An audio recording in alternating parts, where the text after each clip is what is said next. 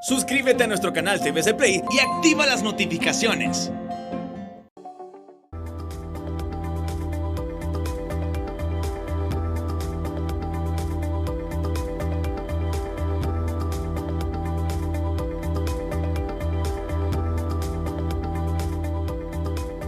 Hola, ¿qué tal? Qué gusto saludarles. Estamos una vez más aquí en Al Banquillo. Nuestro compañero y amigo Rosendo García goza de un merecido periodo de descanso, pero estamos aquí para poder dialogar con diferentes personajes que generan noticia y que tienen puntos de vista importantes sobre la situación que acontece en el país en los diferentes ámbitos. Hoy vamos a hablar sobre economía, perspectivas de lo que viene para el país, cómo nos encontró la pandemia, cómo nos tiene el plan económico la pandemia y qué podemos esperar para los próximos años. Está conmigo en esta ocasión el doctor Hugo Noé Pino, expresidente del Banco Central de Honduras, catedrático, funcionario internacional. Es un gusto de verdad poder dialogar aquí, doctor. Bienvenido. Aldo, me da mucho gusto estar con usted. Recordábamos ahí algunas anécdotas con el doctor cuando nos tocaba personalmente cubrir la fuente económica. Usted era presidente del Banco Central, eso fue en el 94-98. Así es, durante el periodo de la presidencia del doctor Carlos Roberto Reina. Usted estaba cuando una vez los periodistas de economía nos pusimos en huelga, ¿no? Ese sí no nos querían dar recuerdo. Información, no recuerdo. Ajá. No, pero ya creo que ya había salido usted. Recuerdo esa protesta, la primera protesta periodística de grabadoras y micrófonos caídos, la hicimos en la fuente económica. Eso no recordaba. Por la restricción de las informaciones, pero son anécdotas. Qué gusto saludarlo, doctor. ¿Cómo lo ha agarrado la etapa política? Porque sorprendió el hecho de que un profesional técnico como usted entrara en un campo que parece que no está reservado para los técnicos, para la gente que piensa, para la gente que tiene mucho que aportar al país. No se quiere quemar la gente. Sí, bueno, en primer lugar, Aldo, quiero señalarle de que yo he tenido alguna participación política desde mi juventud. Fui presidente de la FEU por el Frente de Reforma Universitaria. Inclusive fui precandidato a la presidencia en el Partido Liberal en 2005 cuando ganó las elecciones internas Manuel Zelaya Rosales. Y siempre he tenido esa tendencia a participar. Obviamente he estado en puestos de dirección económica y diplomática, pero esta vez realmente me sentí con la obligación de hacer un aporte desde mi punto de vista ciudadano y desde el Partido Libre al cual yo pertenezco, porque considero de que la situación de Honduras está tan deteriorada, realmente se ha perdido completamente la ética en la política y tenemos que luchar para recobrar esos aspectos. Eso le iba a preguntar, porque esta como que es una ocasión más proselitista. Ir a buscar una candidatura a diputado no es fácil, pero se puede cambiar desde un Congreso Nacional en donde son 128 cabezas pensando diferente. Yo creo que sí, y eso va a depender de lo que cómo la gente vote en el próximo proceso electoral, Aldo.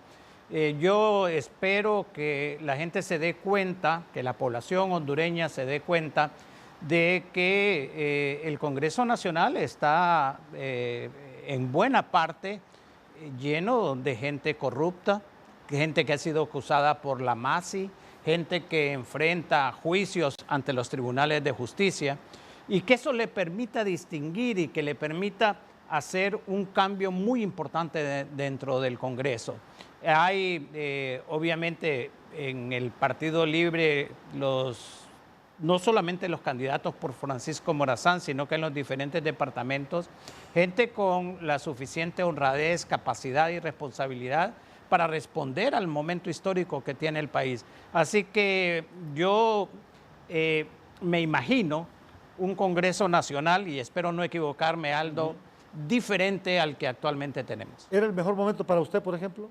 Bueno, yo creo que el mejor momento es bien difícil. Las coyunturas políticas son variantes, pero era el momento en que yo me miraba obligado a hacer una contribución, no únicamente desde el punto de vista técnico, con aportes, recomendaciones, sino de hacer llegar a la población un mensaje político en el cual se señala, este país necesita urgentemente cambios y nosotros tenemos la posibilidad de hacerlo yendo al Congreso Nacional. Usted habló de algo que yo he venido también hablando a nivel de escritos y a nivel de análisis, y es la ética política. Por supuesto, tengo mi visión de cómo se recupera la ética en política, pero ¿qué piensa el doctor Hugo Noé Pino de este gran reto, devolverle a la política la ética que requiere para que la política sea esa actividad de servicio público que debe de ser?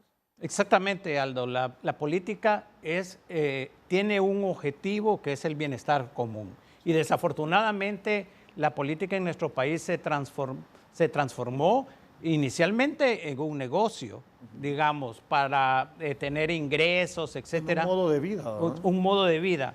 Y adicionalmente se ha ido perdiendo completamente. Mire, no es un problema únicamente de que un funcionario público o que un congresista o que un magistrado o que alguien en la fiscalía sea corrupto. No es solamente eso, sino que eso ha sido llevado hasta nivel de las leyes del país. El Código Penal, por ejemplo, para proteger la impunidad, para crear la impunidad y proteger la corrupción.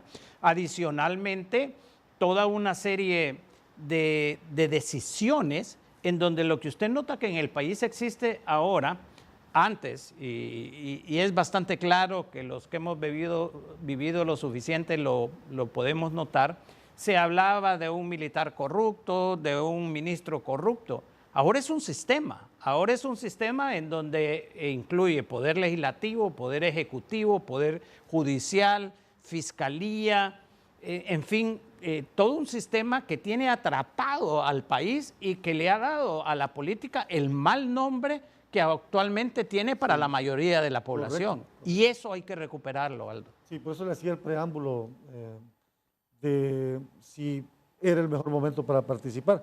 Porque bueno, en un foro reciente con empresarios, el señor Chinchilla, el encargado para el Triángulo Norte, el representante de Estados Unidos para el Triángulo Norte, decía él que el gran problema, Ricardo Zúñiga, sí, el gran problema para Honduras es que el inversionista extranjero no cree en el país porque es todo un sistema que no permite esa confiabilidad. Entonces, nadie quiere invertir en un país donde las leyes no se respetan. Exactamente, ese es uno de los elementos que hemos venido sosteniendo reiteradamente, donde en un país donde no hay seguridad jurídica, donde no se respetan los contratos, mire, con todo y el deficiente servicio de energía a Honduras, ese pleito que se tiene con la ENE y con el gobierno va a terminar mal, va a terminar en una demanda contra el país. Estado, sí. Y usted sabe el mensaje que eso envía a una serie de inversionistas extranjeros, es bastante fuerte.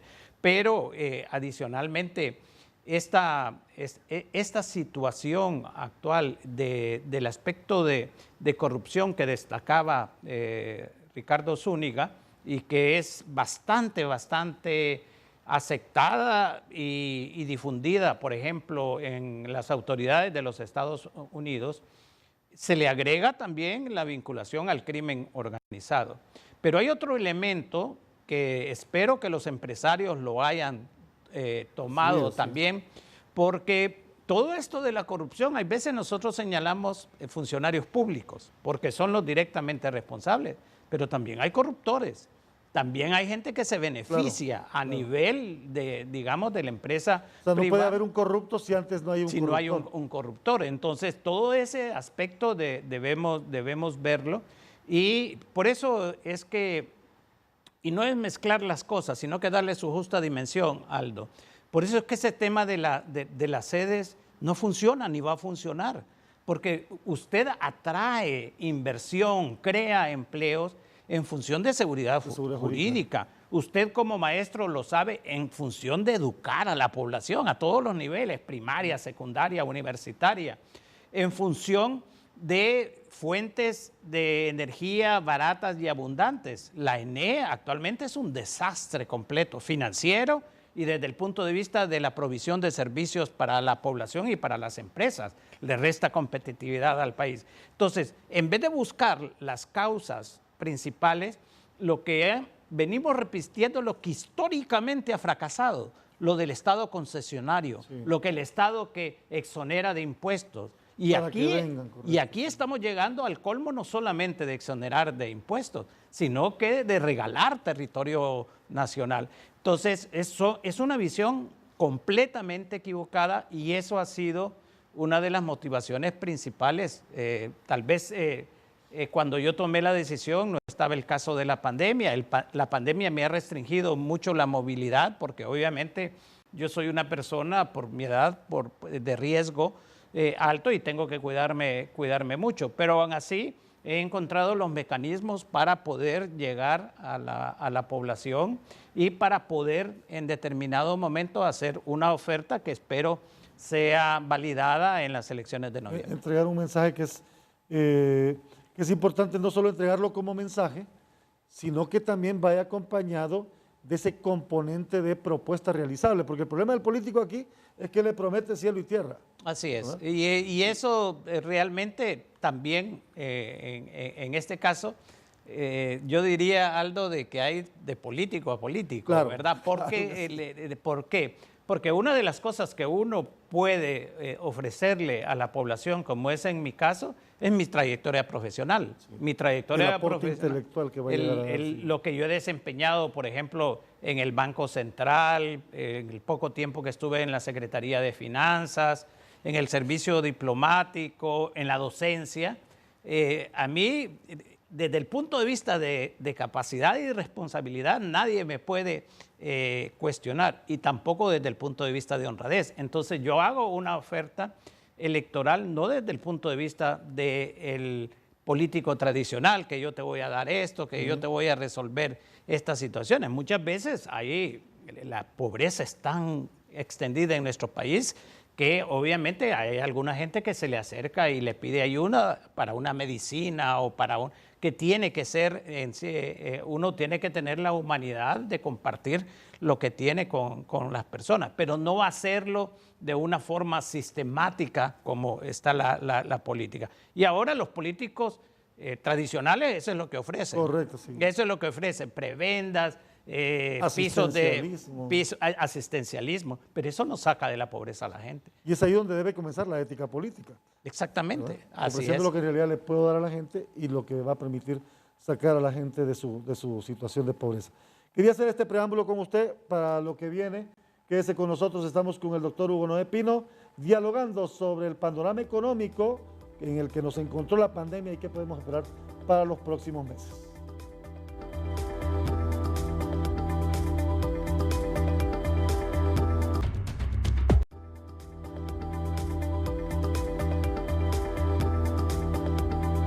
Estamos de regreso en Al Banquillo, hoy con el doctor Hugo Noé Pino.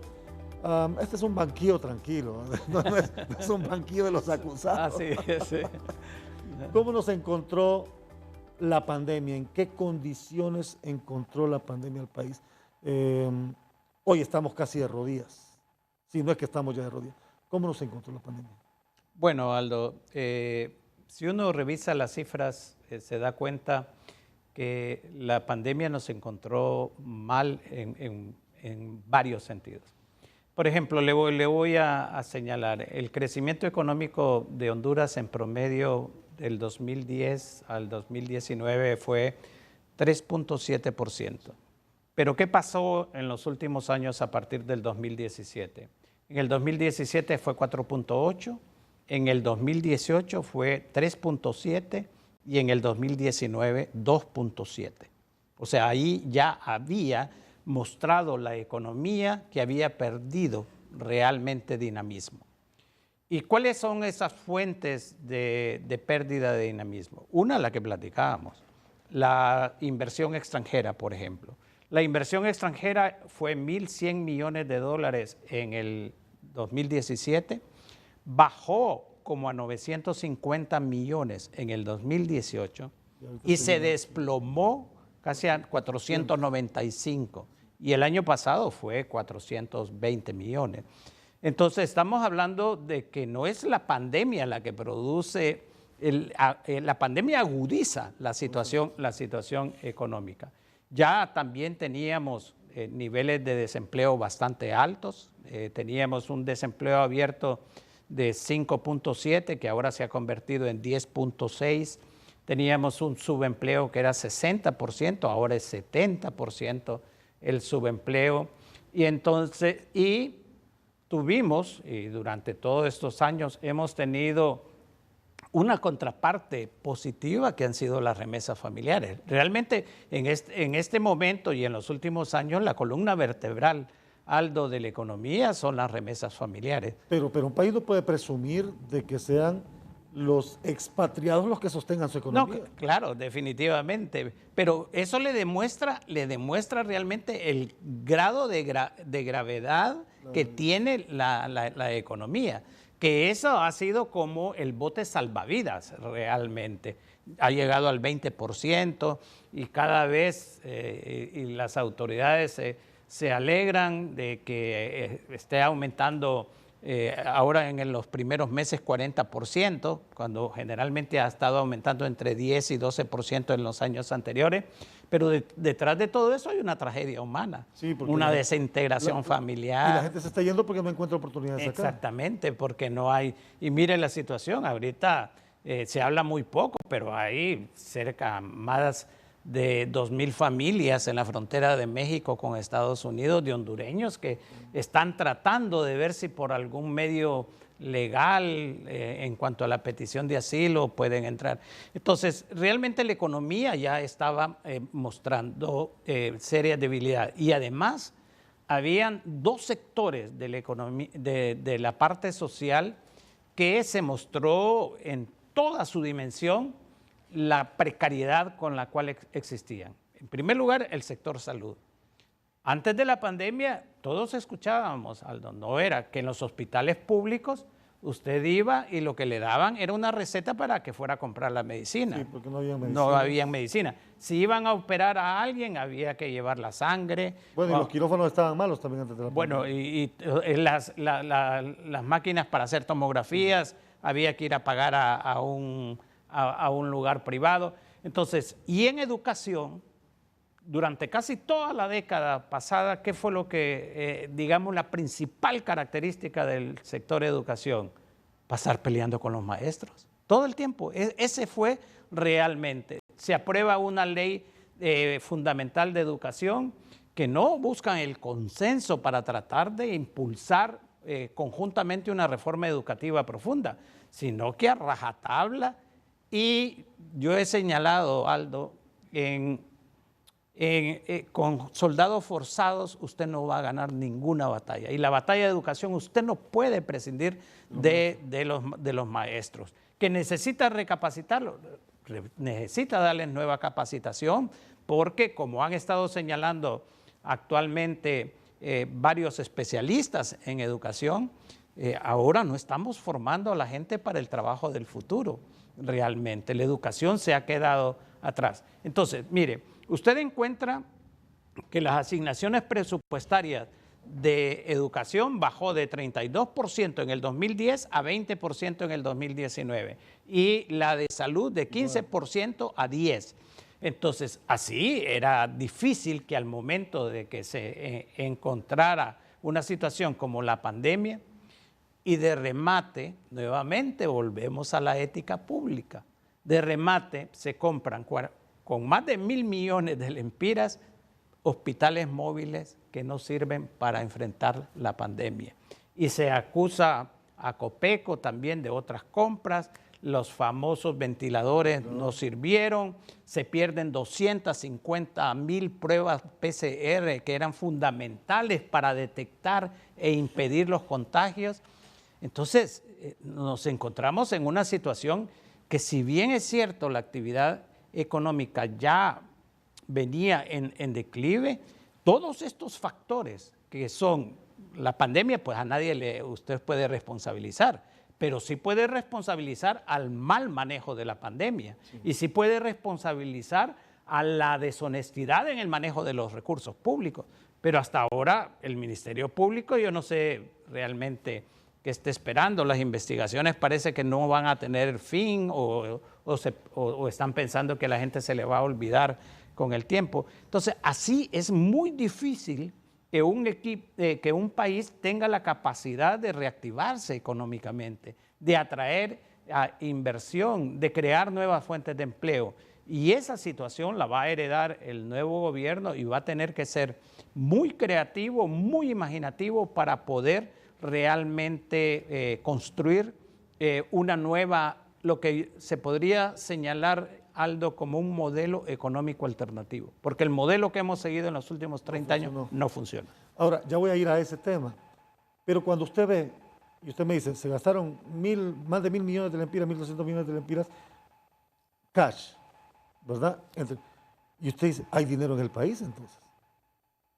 Bueno, ¿De dónde salió ese dinero? Sí. Si hay dinero en el país para ese tipo de cosas, ¿por qué no hay dinero para reactivación de sectores productivos?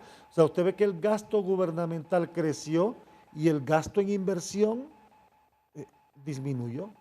Sí, pero a la pregunta que usted hace, Aldo, hay una contraparte que es parte de esta nueva realidad económica que estamos viviendo y que es previo a la pandemia. Por ejemplo, en el 2008, Honduras tenía una deuda pública de 3.000 millones de dólares aproximadamente. En el 2019, usted tenía 13.000 millones de dólares. Cuando usted se pregunta, ¿hay dinero acá? Claro, hay dinero inmediatamente, pero al final además usted aumenta. Del 2019 a marzo del 2021 está en 15.000 millones la deuda, 2.000 millones. Y eso lo va a tener que pagar las generaciones venideras. Ya de por sí, Aldo, estamos pagando 25% del presupuesto del gobierno central en el pago de la deuda.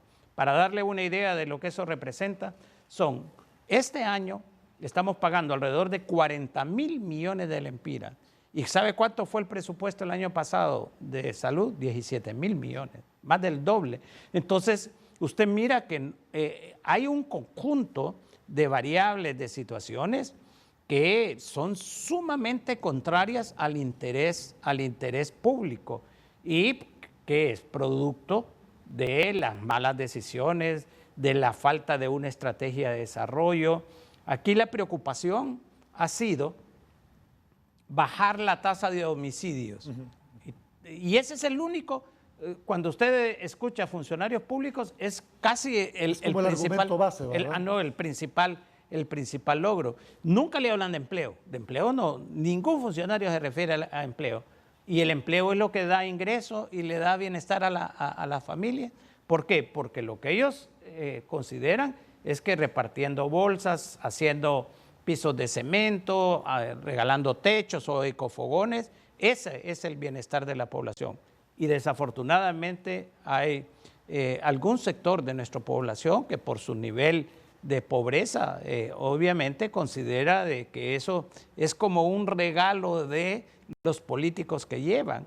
No conocen a fondo de que al final o eso es deuda o está pagado de los mismos impuestos que ellos han ayudado a recolectar. ¿Qué buen administrador disminuye presupuesto en educación, presupuesto en salud y le aumenta seguridad y le aumenta defensa?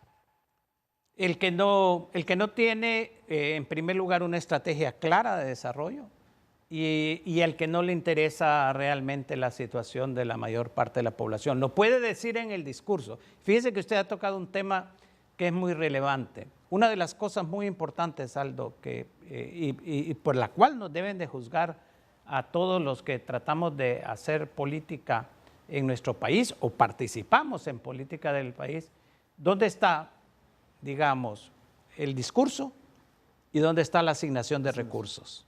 Porque en el discurso queremos educación para sus hijos, queremos la mejor salud para el país, pero cuando vamos a ver el presupuesto general de la República, vemos que ahí no hay correspondencia. Estos 4.000 millones de lempiras que se los dan a las Fuerzas Armadas para proyectos agrícolas, Mire, eso es un sinsentido realmente. Primero porque no es la labor que tiene.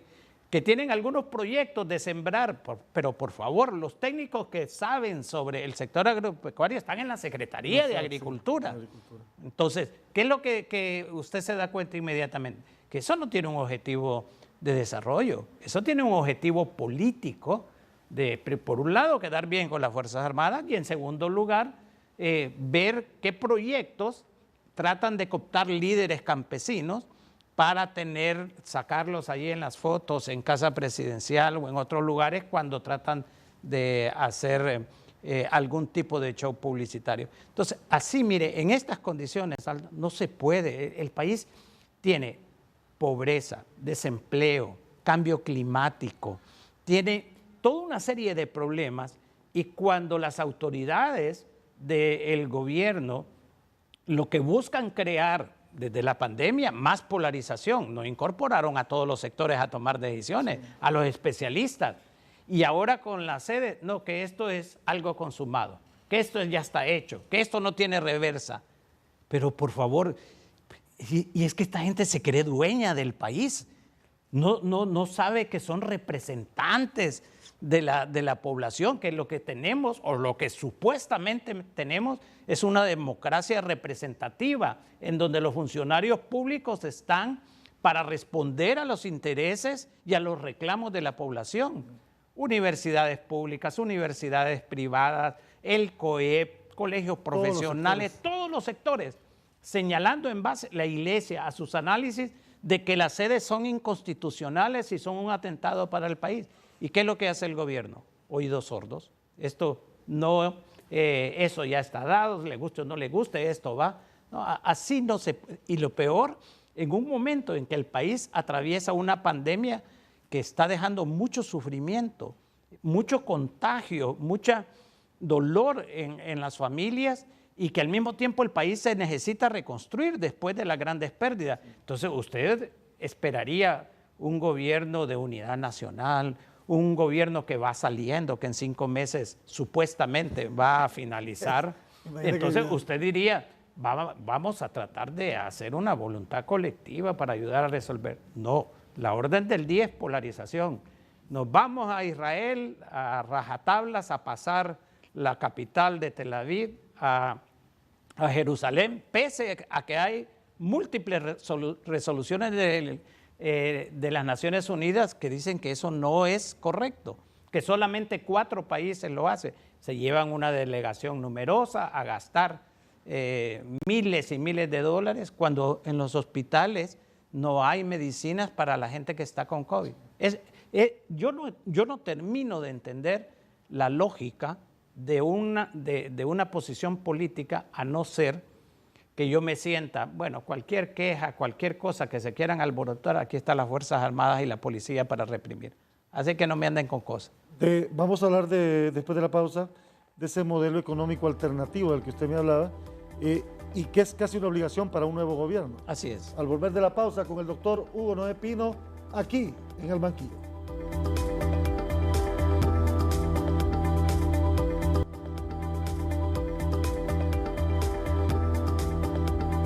Un enriquecedor diálogo hacemos en este momento con el doctor Hugo Noé Pino, expresidente del Banco Central, exministro de Finanzas.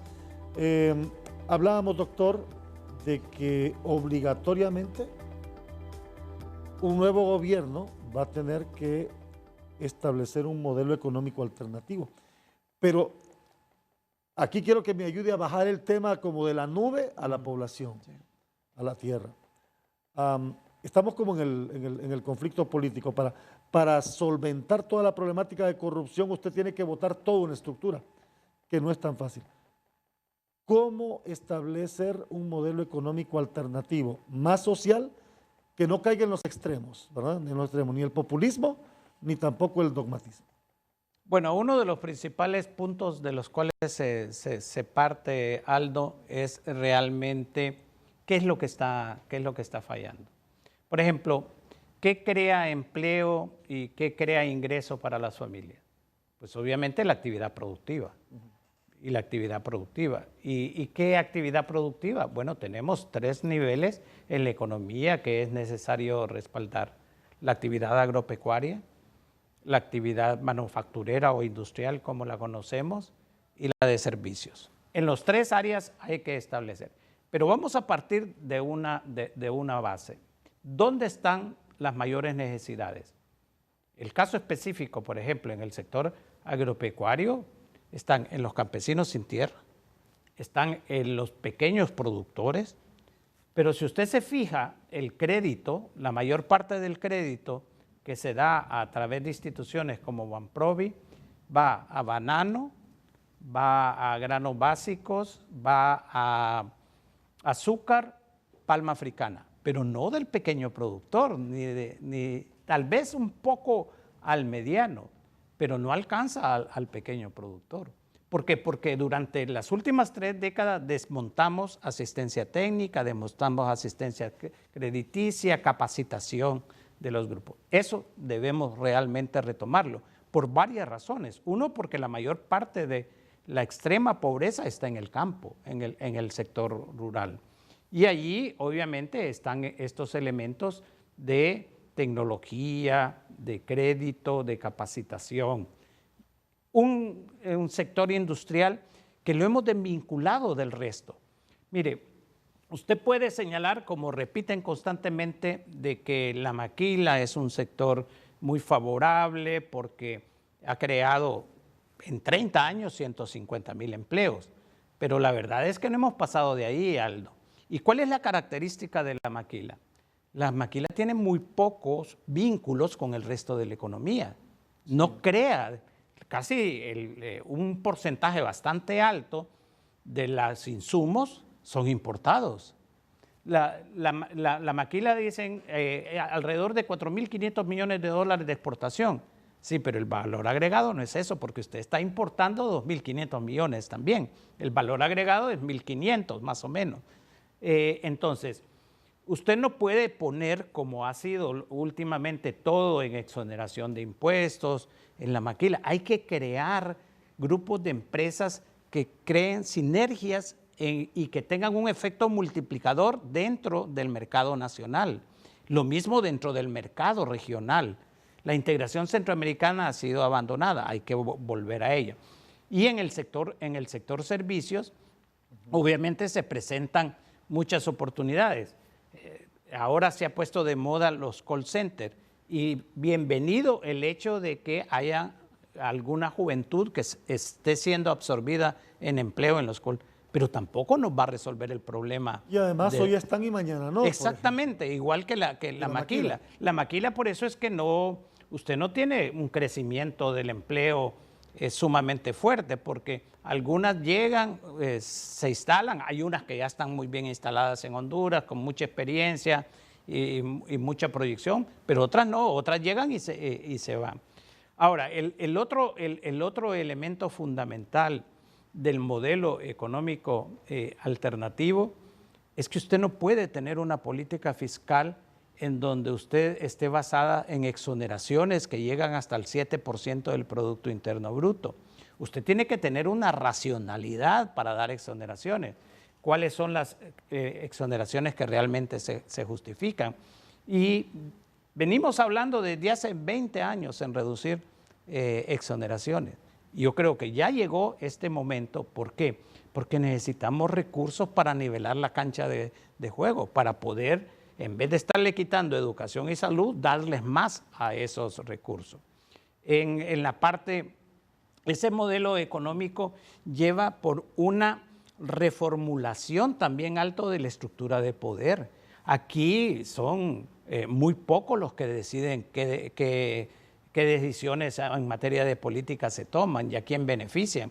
¿Y cómo lo resuelve eso? Dándole participación a la población, a todos los niveles, a nivel municipal, a nivel inclusive más local, departamental, regional y nacional. Pero es decisiones en todos los sentidos, que la gente se sienta identificada con las decisiones que toma el gobierno.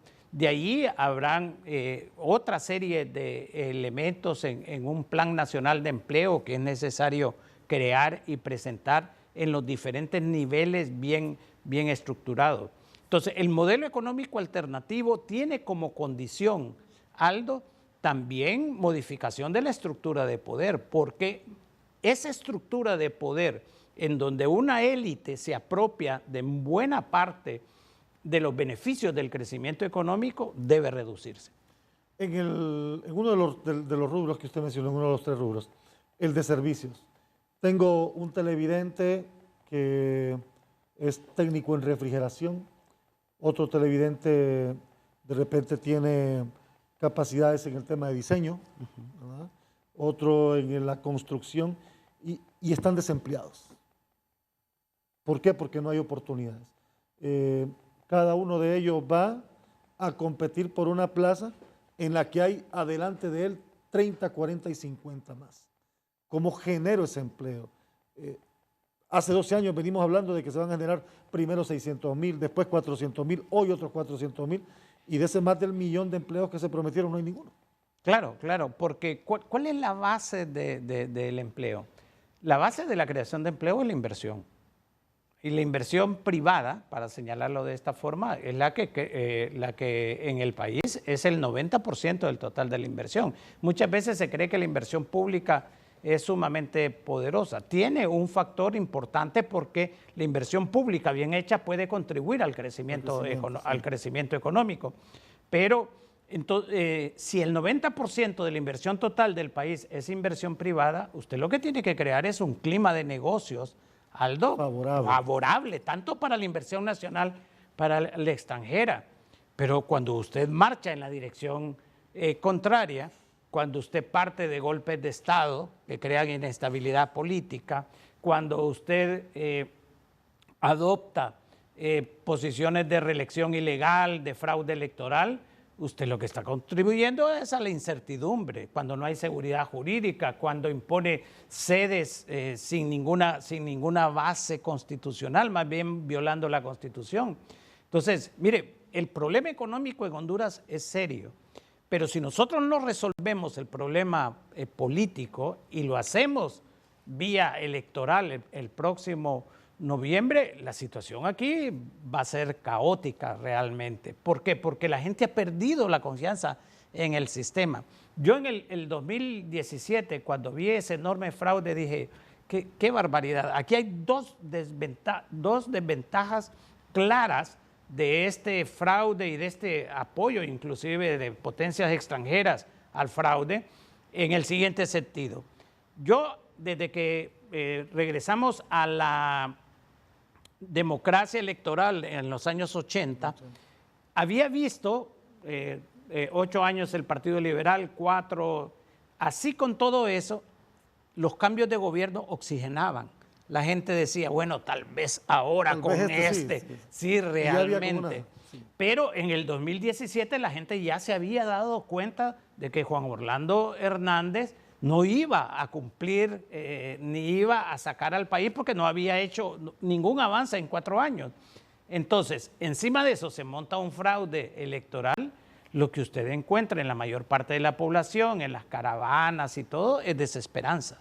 Entonces, cuando usted tiene un país que no tiene esperanza y encima de eso la situación se vuelve cada día más difícil y encima nos cae una pandemia y nos caen 2 tormentas tropicales, pues obviamente la situación es muy complicada.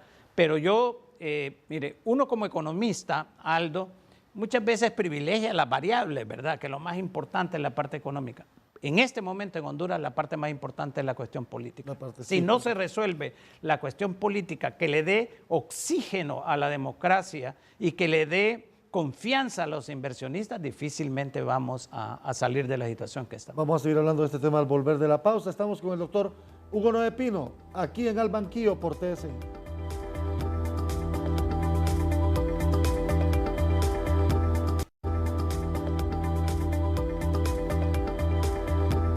De regreso en Al Banquillo con el doctor Hugo Noé Pino. Hemos abarcado bastante y hemos enfocado la problemática de una manera en que la gente puede entenderla y eso me parece importante. A nivel internacional, no nos creen ya los organismos internacionales, no nos creen los países amigos Es decir, nos ven ya como un país en deterioro en el que no vale la pena invertir o al que no vale la pena apoyar.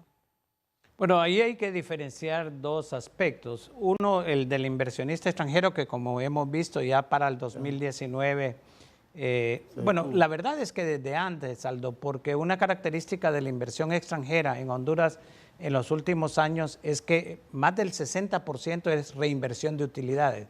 En Honduras, capital fresco no ha venido desde hace varios años.